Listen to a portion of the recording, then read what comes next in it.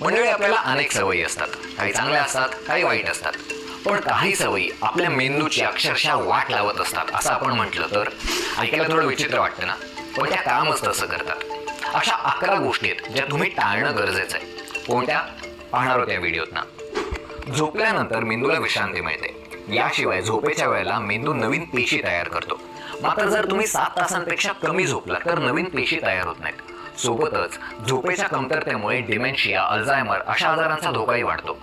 जर तुम्हाला तुमच्या मेंदूचं संरक्षण करायचं असेल तर एकच उपाय आहे, रोज रात्री किमान 7 तासांची झोप घेणं. 8 तास झोपलात तर आणखीन उत्तम. अमेरिकेच्या न्यूरोलॉजी आणि वेलनेस सेंटरच्या मते आपल्या मेंदूचं सर्वात जास्त नुकसान हे अपुऱ्या झोपेमुळे होतं. प्रौढांसाठी पुरेशी झोप म्हणजे दिवसातल्या 24 तासांपैकी 7 ते 8 तासांची. रात्री सलग झोप घेणं चांगलं असतं असंही तज्ज्ञ सांगतात.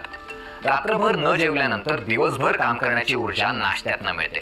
पण आपल्यातले अनेक जण सकाळी घाई करतात आणि नाश्त्यासारखी महत्त्वाची गोष्ट सोडून देतात. असं केल्यामुळे रक्तातल्या साखरेची पातळी कमी होते, ज्यामुळे मेंदूवर परिणाम होऊ शकतो. आपल्या मेंदूतला 75% भाग हा पाण्याचा आहे. त्यामुळे आपण तहानलेले असलो तर आपला मेंदू नीट काम करत नाही.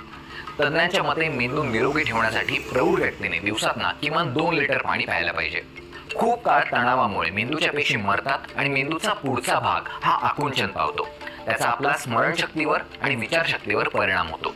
संशोधक म्हणतात की जे लोक सतत कामात बुडून राहतात, कोणत्याच कामाला नाही म्हणू शकत नाहीत, अशा लोकांना सर्वात जास्त ताण सहन करावा लागतो. पण असं करणं ताबडतोब थांबवा. कोणत्याही प्रकारे अतिरिक्त दबाव घेणं, तणाव घेणं टाळा. तुम्हाला किती फोन नंबर लक्षात राहतात, किती पत्ते, किती संदर्भ तुम्हाला तोंडपाठ आहेत. हातात गुगल असल्यामुळे आपण सध्या गोष्टी लक्षात ठेवण्याचे कष्टच घेत नाही. पटकन सर्च करतो, वापरतो आणि पुढे जातो.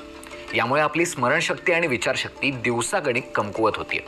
मेंदूला तल्लख ठेवायचं असेल तर इंटरनेट सर्चचा वापर कमी करा आणि डोकं जास्त चालवा.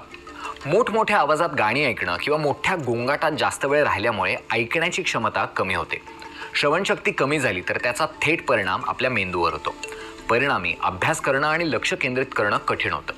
हेडफोन वापरण्यापूर्वी किंवा जास्त आवाजात तुमचं आवडतं गाणं ऐकण्यापूर्वी 2दा विचार करा. लोकांमध्ये न मिसळणं, लोकांशी बोलणं, गप्पा मारणं हे तुमच्या मेंदूच्या आरोग्यासाठी खूप महत्त्वाचं आहे. एकट्याने जास्त वेळ घालवल्यामुळे तुमच्या मेंदूवर पुरेशी झोप न मिळण्या इतकाच वाईट परिणाम होतो. मित्रमैत्रिणींसोबत आणि घरातल्या लोकांसोबत राहिल्यामुळे आपला मेंदू ताजातवाना राहतो. नकारात्मक विचारांमुळे एकीकडे तणाव, नैराश्य आणि चिंता निर्माण होते. म्हणून नकारात्मक विचार तातडीने थांबवण्याचा प्रयत्न करा. असं वारंवार केल्यास सवय होईल. तुम्हाला एकट्याला हे शक्य नसेल तर मानसोपचार तज्ज्ञांची सुद्धा मदत घ्या. जे लोक तुमची एनर्जी खाली आणतायत त्यांच्यापासून सुद्धा अंतर ठेवण्याचा प्रयत्न करा. जिथे जास्त प्रकाश आणि हवेची हालचाल होत नाही अशा वातावरणामुळे मेंदूवर मोठा दबाव निर्माण होतो. कारण सूर्यप्रकाशाचा संपर्क आपल्या मेंदूसाठी खूप महत्त्वाचा असतो. नाहीतर मग नैराश्यासारख्या समस्या उद्भवू शकतात. तुमचा मेंदू निरोगी ठेवण्यासाठी तुम्ही दररोज उन्हात जायला हवं. त्यासाठी बाहेर जा. तुम्ही घरी असाल तर दरवाजे आणि खिडक्या उघडा आणि सकाळी लवकर उठायचा प्रयत्न करा. कितीही हेल्दी फूड असलं ना तरी जास्त खाण्याची सवय ही मेंदूला हानिकारकच असते. संशोधनातून असं दिसून आलंय की जास्त खाल्ल्यामुळे मेंदूच्या धमन्यांमध्ये अडथळे तयार होतात आणि रक्तप्रवाह कमी होतो. म्हणूनच मध्यम आणि योग्य आहार घेणं हे महत्त्वाचं मानतात. जास्त स्क्रीन टाईमचा मेंदूच्या आकारावर आणि विकासावर मोठा परिणाम होतो हे मी तुम्हाला वेगळं सांगायची गरज नाही. मोबाईल फोनच्या इलेक्ट्रोमॅग्नेटिक फील्डच्या दीर्घकाळ संपर्कात राहिल्यामुळे डोकेदुखी, गोंधळ आणि ब्रेन ट्यूमरसारखे विकार होऊ शकतात. या कारणामुळेच मुलांचा स्क्रीन टाईम कमी केला पाहिजे. तसंच फोन रात्री झोपताना उशाशी किंवा शरीराच्या अगदी जवळ ठेवून झोपू नका. तुम्हाला यातल्या कोणकोणत्या सवयी आहेत मला सांगायचं असेल तर खाली कमेंट्समध्ये लिहा. नसेल सांगायचं तर तुम्हीच विचार करून पहा. आणि यातल्या कुठल्या सवयी तुम्ही बदलणार हे सुद्धा आम्हाला सांगा. आणि हा व्हिडिओ आठवणीने शेअर करा. ती सवय चांगली आहे. धन्यवाद.